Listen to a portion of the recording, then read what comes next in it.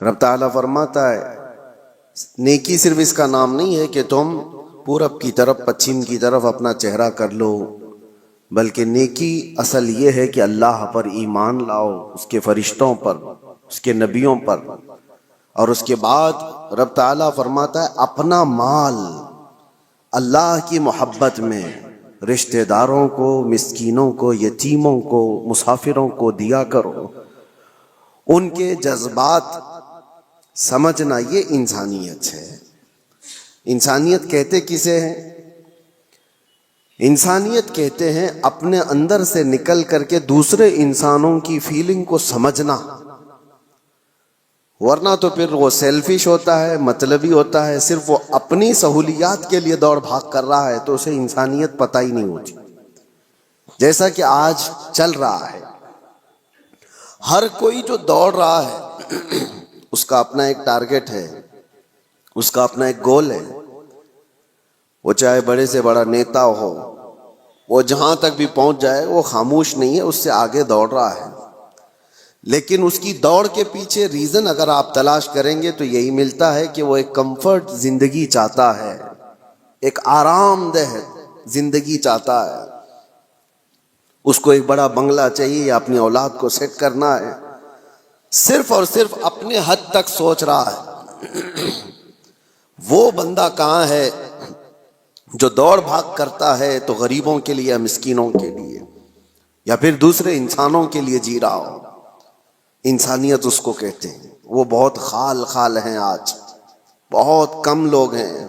میں نہیں کہتا کہ صفحہ ہستی سے مٹ گئے، بہت کم ہیں۔ انسانیت کے لیے سب سے پہلے اس روئے زمین پر میں آپ کو بتاتا ہوں، قانون کی شکل میں کوئی اگر یہاں انسانوں کے پاس کوئی چیز آئی، دستاویز آئی، تو سب سے پہلے اسلام نے لایا ہے۔ سب سے پہلے اللہ کے حبیب صلی اللہ تعالی علیہ وسلم نے صرف اور صرف نمازوں کی، زکوٰۃ کی، حج کی تبلیغ نہیں فرمائی۔ آپ اگر حضور پاک صلی اللہ تعالی علیہ وسلم کی تعلیمات کا حصہ دیکھیں تو اکثر حصہ یہ انسانیت کے متعلق ہے۔ اور سب سے پہلے آپ کو میں اگر یہ بتاؤں، حضور پاک صلی اللہ علیہ وسلم نے یہ فرمایا وہ شخص مومن ہی نہیں جس کے شر سے، جس کے فتنے سے اس کا پڑوسی محفوظ نہ ہو، وہ مومن نہیں ہے۔ دوسری حدیث ہے، اللہ کے حبیب صلی اللہ علیہ وسلم فرماتے ہیں کہ وہ شخص ایمان والا نہیں ہو سکتا کہ پیٹ بھر کر کھا کر سویا ہو اور اس کا پڑوسی بھوکا سو رہا ہو۔ ایک روایت میں ہے کہ جب تم اپنے گھر میں سالن بناؤ تو پانی تھوڑا سا زیادہ کر لو تاکہ تم اپنے پڑوسی کو بھی وہ پہنچا سکو۔ ضروری نہیں کہ پانی والا ہی پہنچائے، اگر تمہاری استطاعت نہیں ہے، تھوڑا سا ہی بنتا ہے، تو یہ ایک مثال دی گئی ہے۔ یہ ہیں دوسروں کے حقوق کے سلسلے میں اسلام کی تبلیغ۔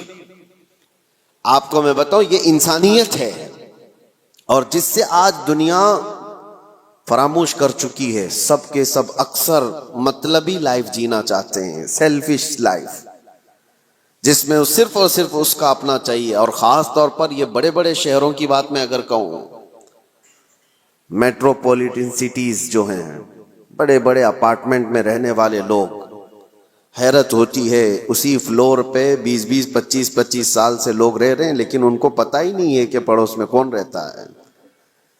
بلڈنگ میں جنازہ نکل رہا ہوتا ہے اور لوگوں کو پتہ ہی نہیں ہوتا کہ کون مرا آج۔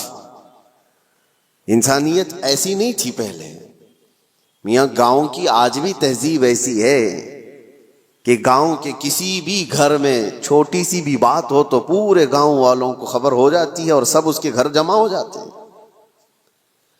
یہ شہروں میں خاص طور پر زندگی انسانیت سے ہٹتی چلی جا رہی ہے۔ سیلفش لائف جینا چاہتا ہے انسان، میں بھلا، میری لائف بھلا، بس۔ بلکہ سارے رشتے ناتے سب ختم کر کے دنیا اس کو پوش لائف کہتی ہے۔ کچھ ایسی سوسائٹیز ہیں جہاں پر گیٹ بھی لگا دیے گئے کہ لوگ آنا جانا نہ رکھیں، کوئی آ نہ سکے ہمارے گھر، اور گھر ایسے بنائے جائیں کہ زیادہ طور پر گھر میں کوئی آ کر کے رہ نہ سکے۔ یہ ساری انسانیت سے گری ہوئی حرکات ہیں۔ آؤ مصطفیٰ کریم صلی اللہ تعالی علیہ وسلم کے اس معاشرے میں، حضور کی بارگاہ میں ایک دن کوئی مہمان آیا، اللہ کے نبی صلی اللہ تعالیٰ علیہ وسلم نے فرمایا کوئی ہے میرے صحابہ میں جو میرے اس مہمان کی مہمان نوازی کرے آج؟ کون نہیں کرتا؟ ایک صحابی حضرت طلحہ اٹھتے ہیں، کہتے ہیں یا رسول اللہ میں ان کو گھر لے جاتا ہوں، جبکہ گھر کی کیا سچویشن ہے انہیں خبر نہیں ہے۔ ہوتا ایسا ہی نا کہ گھر میں کھانا ہے بھی کہ نہیں ہے پتہ نہیں ہو تو کسی اور کو کیسے لے کے آئیں گے، لیکن اس صحابی نے کہا رسول اللہ کا مہمان ہے، لے کر چلیں گے۔ جب گھر لے کر کے آئے تو آج کی بیویاں نہیں تھی جو کوستی کہ آنے سے پہلے اطلاع تو کر دیتے، دودھ چائے کا انتظام تو کر لیتی، یہ جو آج کوستی ہیں نا، وہ صحابیہ تھی، اپنے شوہر سے کہتی اتفاق ایسا ہے کہ آج ہمارے گھر میں صرف ایک آدمی کے کھانے کی بھر کی چیز موجود ہے، اور وہ لوگ پہلے سے 3 لوگ تھے، شوہر بیوی اور بیٹا، مہمان ایک آیا ہے۔ تو حضرت طلحہ گھبرائے اور کہا صرف ایک آدمی کھا سکتا ہے اور ہم 4 لوگ ہیں، کیا کیا جائے؟ رسول اللہ کا مہمان ہے۔ وہ صورت نہیں ہے کہ یہیں سے باہر سے مصافحہ کر کے بھیج دیا جائے۔ صحابیہ خود کہتی ہیں، زوجہ صحابی کی کہتی ہیں آپ گھبرائیں مت، بچے کو میں تھپک کر کے سلا دوں گی کسی طرح، رات کو وہ سو جائے گا، اور جب آپ دسترخوان پر بیٹھیں میں کھانا لا کر کے پیش کر دوں گی اور چراغ گل کر دینا۔ دیکھیے آپ، چراغ جو روشنی دے رہا ہے اس کو گل کر دینا۔ اور وہ صحابی کہتے ہیں ہاں ٹھیک ہے، میں صرف اور صرف چبانے کی آواز کرتا رہوں گا اور مہمان رسول پیٹ بھر کر کھا لے گا۔ یہ گھر کی مزاج میں آپ کو بتا رہا ہوں۔ کھانا رکھا گیا اور جیسی کھانا آیا چراغ گل ہو گیا، اور مہمان کو کہا گیا کہ آپ کھاتے رہو، چراغ جلنے تک وقت لگ جائے گا، اور یہ صحابی صرف اور صرف اپنا منہ چلاتے رہے تاکہ مہمان کو لگے کہ میں بھی کھا رہا ہوں۔ ایک لقمہ بھی نہیں کھایا، بلکہ پورا اس مہمان کو کھانے دیا۔ جب پیٹ بھر کر وہ کھا لیے تو تینوں گھر کے افراد بھوکے سوئے رہے، اور اللہ کے نبی کا یہ مہمان جو ان کے گھر کا بھی مہمان تھا پیٹ بھر کر کھایا اور سویا۔ صبح فجر میں یہ صحابی اٹھ کر کے حضور پاک صلی اللہ تعالی علیہ وسلم کے دربار میں حاضر ہیں، مسجد میں آئے ہیں۔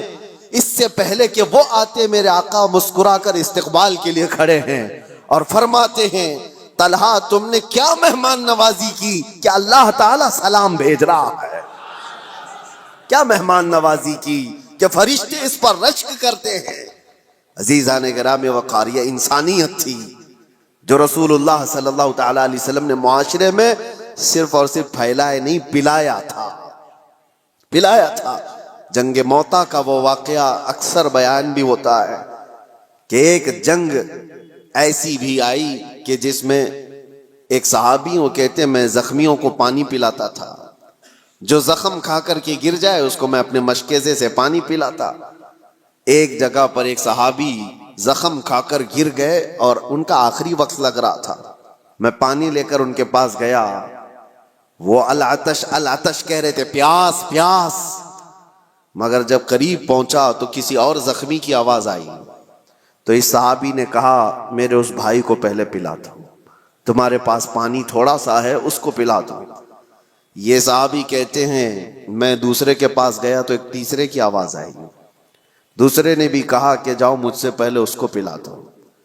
تیسرے کے پاس گیا تو وہاں جاتے وقت یہ صحابی کہتے ہیں ان کا انتقال ہو گیا، وہ پی نہ پائے۔ میں پلٹ کر کے آیا کہ ان دونوں کو پلا دوں، تو واپس آ کر دیکھا تو ان دونوں کی بھی جان جا چکی تھی، ایک دوسرے کے لیے انہوں نے پانی تک نہیں پیا۔ یہ معاشرہ تھا اسلام کا، اور رسول اللہ صلی اللہ تعالی علیہ وسلم نے جو انسانیت کے اعلیٰ اقدار اپنے صحابہ میں پیدا کیے تھے۔ میرے عزیزوں، بیان کرنا یہ آسان ہے، اس کو پریکٹیکل اپنی لائف میں لے کے آنے کی کوشش کریں، اپنی زندگیوں میں اس کو لے کر کے آئیں۔